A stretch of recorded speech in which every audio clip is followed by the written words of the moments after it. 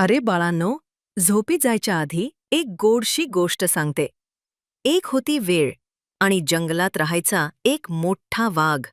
तो वाघ भारी रागीट होता. पण एका दिवशी त्याच्या अंगावर एक लहानसा उंदीर चढला.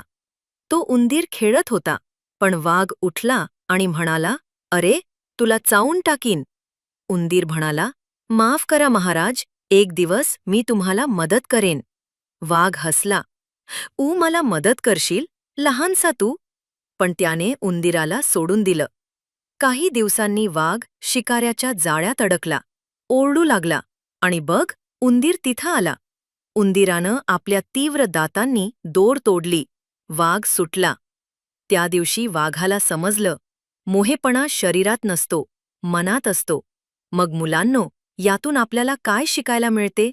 कधीही कुणाला लहान समजू नका. छोटं पण खूप मोठं करू शकतं.